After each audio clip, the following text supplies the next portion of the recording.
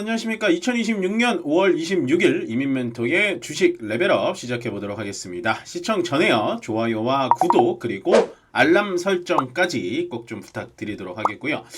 일단 시장 오늘 강세로 출발할 걸로 예상을 했는데 역시나 예상대로 코스피와 코스닥 양시장 굉장히 강하게 올라갔다가 10시 이후에는 조금 처졌다가 막판에 다시 한번 조금 끌어올리는 굉장히 좀 뭐랄까요, 어지러운 시장이었다라는 표현이 가장 적합할 것 같습니다.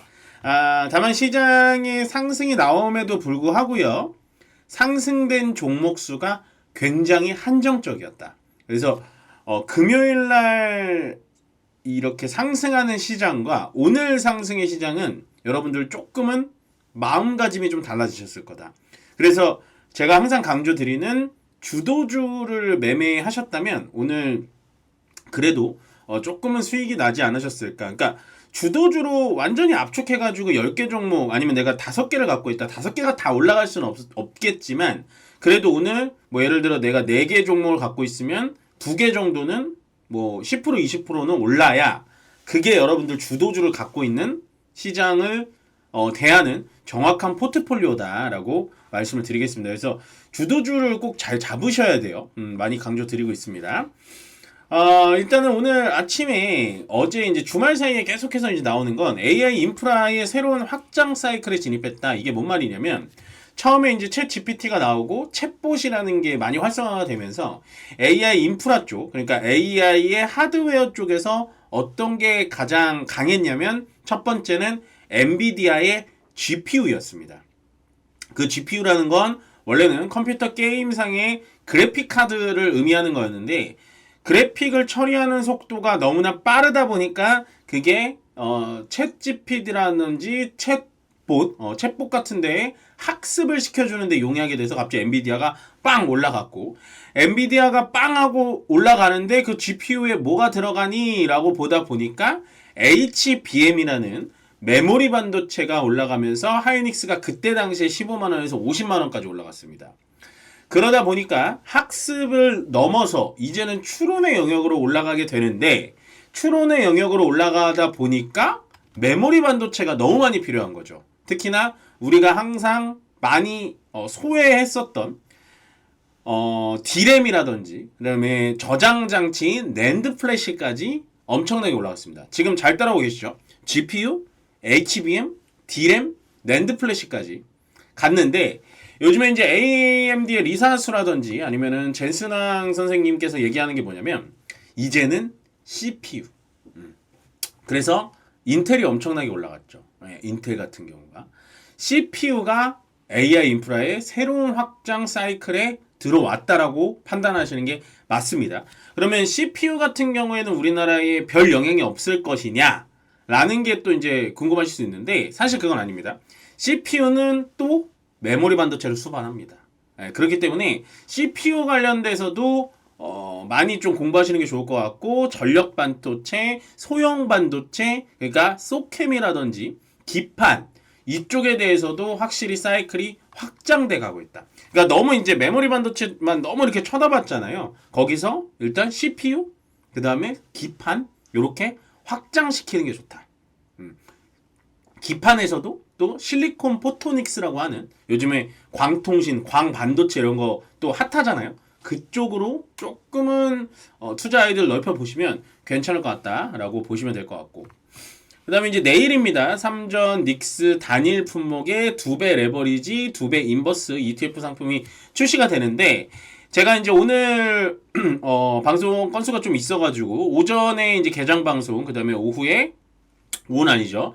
11시에 팍스경제TV 방송을 하면서 이 레버리지 상품에 대한 주의점을 많이 말씀드린 것 같습니다. 레버리지라는 건 결국엔 횡보를 하면은 무조건 손해를 본다. 그러니까 레버리지라는 건 말 그대로 주식 종목이 아니라 파생 상품이기 때문에 한쪽 방향 맨날 올라가거나 맨날 떨어져야 단일 종목보다 효과가 좋다라고 말씀드리고 있어요. 그래서 레버리지 ETF를 살려고 이제 교육받으시는 분들도 많다라고 제가 들었는데, 개인 투자자님들이 하시는 거는 좋대. 하시는 거는 괜찮대. 무조건 짧게 보셔야 됩니다. 예를 들어 15만원에서 20만, 그러니까 지금 삼성전자 기준으로 30만 원에서 28만 원 왔다 갔다 하잖아요. 무조건 원금 깨져요. 제가 그거를 지금 여기서 다 설명드릴 수는 없는데 레버리지 상품이라는 건 원래 그렇습니다. 그러니까 방향으로 투자를 하는 거기 때문에 짧게 뭐 3일 연속 올랐다 그럼 무조건 파셔야 돼요. 그래서 저는 별로 이렇게 추천드리는 방법은 아닙니다. 다시 한번 말씀드리지만 안전한 ETF가 아니라 이거는 파생 상품이다 보시면 되고요. 제가 요거 얘기도 오늘 조금 많이 하고 다니는데 일단은 한국은행의 신현송 총재님이 새로 오셨는데 아마 이번 주 수요일 날 한국 금통위가 우리나라 국내 금통위가 열릴 겁니다. 매파적 동결을 할 거예요. 금리는 동결을 할 건데 아마도 올해 3분기부터는 금리 인상 얘기가 나올 수밖에 없어요. 왜 그러냐면 우리나라의 물가 많이 올랐죠. 유가도 많이 올랐죠. 예, 그 다음에 부동산 값이 조금 걸리긴 하는데 그 다음에 원달러 환율도 많이 올랐죠. 그 다음에 국채 금리까지 많이 올랐기 때문에 이번에 들어오시는 이 신현송 한국 총재님은 아마도 들어오자마자 인상을 하진 않겠지만 7월부터는 인상할 확률이 높습니다. 뭐 매파하기 때문에 뭐 그게 아니라 원래 그런 걸 하셔야 되는 자리고 원래 그런 걸 하셔야 되는 분입니다. 예. 그래서 만약에 이제 물론 우리나라가 금리를 올린다고 해서 코스피 코스닥이 막 무너지진 않을 거예요. 근데 우리는 그래도 특히나 저는 약간은 또 안전하게 투자를 하고 안전하게 일단은 수익을 챙기고 이런 걸 좋아하기 때문에 만약에 이제 금리 인상 기조가 나오게 된다면 가장 먼저 조정을 받을 국면은 일단 제약바이오 쪽은 조정받을 가능성이 높다. 그러니까 제약바이오를 저는 원래 롱 포지션으로 많이 가져가는데 지금 이제 제약바이오가 요즘 좀 반등이 나오잖아요. 국민성장펀드, 그 다음에 뭐 알테오젠의 호재, 그 다음에 뭐 한올바이오파마의 호재, 뭐 오늘 같은 경우에는 유전자 치료제까지 호재, 뭐 이런 얘기가 나오면서 전체적으로 제약바이오가 이제 아스코까지 겹치면서 상승을 해줄 겁니다. 그러면 어떻게 해야 되냐? 원래는 저는 그냥 홀딩해서 가져가세요 라고 말씀을 드렸지만 금리에 대해서 툭툭툭툭툭 건들기 시작하면 제약바이오는 조금 방망이를 짧게 잡으시는 게 좋다. 그래서 지금 제약바이오는 내 포트상에서 20-30%가 넘어가면 안 됩니다. 그래서 요거는 조금 보수적이게 보는 게 훨씬 더 유리해 보인다. 전달을 드리고요. 마지막은 이제 아틀라스 로봇 아시죠? 보스턴 다이내믹스의 로봇이 원래 이제 현대차 그룹이 이 월드컵에 대해서 투자를 좀 많이 하잖아요. 이번 북중미 월드컵이 뭐 많은 관심이 없고 우리나라랑 시차도 많이 떨어져서 관심이 좀 덜하다고는 하지만 그럼에도 불구하고 북중미 월드컵 영상에서 아틀라스가 나온다. 요거는 좀 의미가 있을 것 같아요. 이거 광고하는데 라고 하실 수 있는데 물론 월드컵과 이 미국의 슈퍼볼 광고를 비교할 수는 없지만 미국의 슈퍼볼 광고도 기아가 10초인가요? 12초인가 하면서 몇백억을 태우거든요. 그만큼 사람들의 인식에 딱 박히는 게 중요한데 만약에 이번 현대차 그룹에서 아틀라스가 공개되면서 광고 영상이 뜬다라고 하면 사람들 인식은 현대차가 로봇만 만드는 게 아니고 자동차 만드는 게 아니구나. 현대차는 진짜 테슬라처럼 로봇도 만드네? 그렇게 갈 수 있는 거예요. 저는 이게 되게 작은 뉴스 같잖아요. 그냥 약간 가벼운 뉴스 같은데 조금은 무게감 있게 보셔도 괜찮지 않나 이런 생각을 합니다. 그래서 현대차 그룹 여전히 좋다. 많이 올라오고 있죠. 오늘도 지금 보시면 뭐 현대차 그룹들만 좀 좋아 보이네요. 그 다음에 이제 강세업종 보겠습니다. 우주항공 강조 드렸죠. 스페이스X 상장 전에는 분명히 한 번 정도 더 일어날 거다. 그래서 로봇이 갈 때 너무 이렇게 뒤처졌다고만 생각하지 말고 우주항공에 대해서도 좀 모멘텀을 가지셔라 라고 말씀을 드렸고 실제로 이제 저희 가족분들도 우주항공을 꽤 오랜 기간 갖고 있었습니다. 그래서 윗선에서 잠깐 팔았다가 밑으로 조정 나왔죠. 시장 좀 빠질 때 조정 나왔죠. 조정 나올 때 팔았던 물량 다시 사서 비중 채워놓고 오늘 전량 매도했습니다. 그러니까 여러분들은 그렇게 매매는 못하세요. 그러니까 위에서 팔았다가 밑에서 다시 샀다가 위에서 또 팔았다 그걸 못하거든요. 그러니까 제가 항상 말씀드리는 이 강세업종과 약세업종을 잘 보신 다음에 사고 기다리고 계시면 수익을 낼 수가 있는 거예요. 아시겠죠?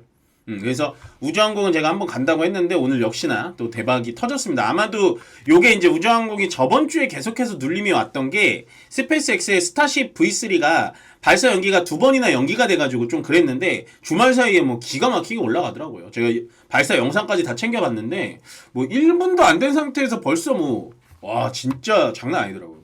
그렇게 보시면 되고 MLCC 콘덴서입니다. 그래서 삼성전기, LG이노텍, 뭐 사마컨덴서 뭐 이런 종목들이 다 같이 올라가곤 있는데 저는 요건 좀 구분했으면 좋겠어요. 여전히 삼성전기와 LG이노텍이 좋아 보이고 나머지 컨덴서 관련된 종목도 뭐 아모텍이라든지 뭐 이런 종목들도 같이 따라 올라가는데 실제로 걔네들이 만드는 이 MLCC랑 삼성전기와 LG이노텍이 만드는 MLCC는 엄연히 다릅니다. 사실은.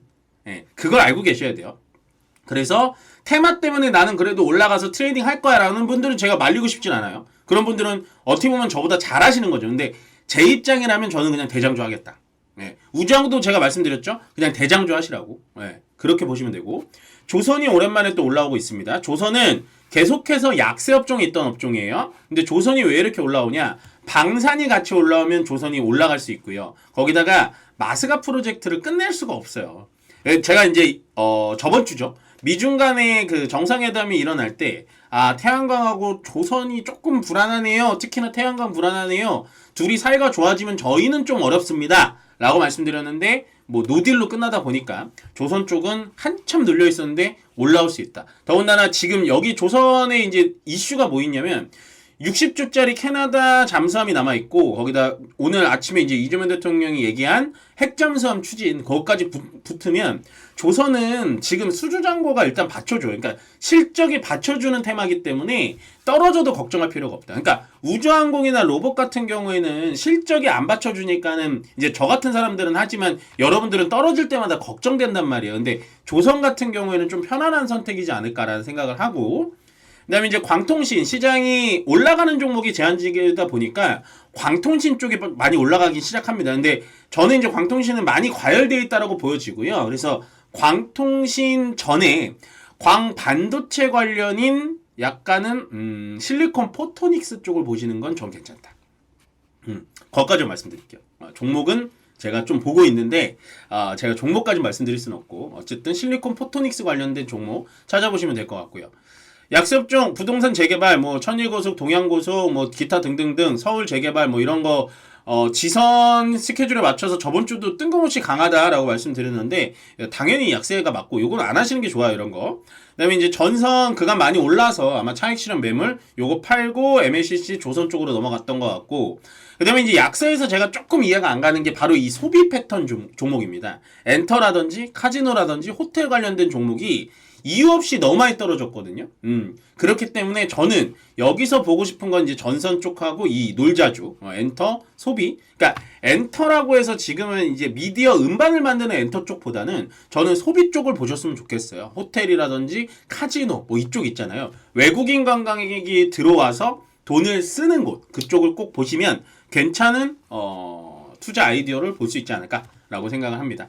일단은 시장은 반등을 해주는데요. 이 반등이 연속성이 있을지는 조금은 의문이 됩니다. 왜 그러냐면 어찌 됐던 간에 하락 종목 수가 지금 한 4배 정도 더 많거든요. 3, 4배. 그렇기 때문에 여전히 주도주를 잘 잡아가는 여러분들이 되셨으면 좋겠어요. 그걸 어떻게 하시냐? 여러분들이 힘차게 정말 열심히 공부하시면 그게 보일 거고요. 공부도 조금 하기 싫다라고 하신다면 뭐 제가 문자반을 지금 모집하고 있지는 않습니다만 어쨌든 좀 회사로 문을 주시면 뭐 좀 다른 방법이 좀 생기지 않을까라고 전달을 드리면서요. 끝으로 좋아요와 구독 그리고 알람 설정은 저에게 많은 힘이 된다는 점 기억해 주시면서요. 저는 여기서 물러가도록 하겠습니다. 고맙습니다.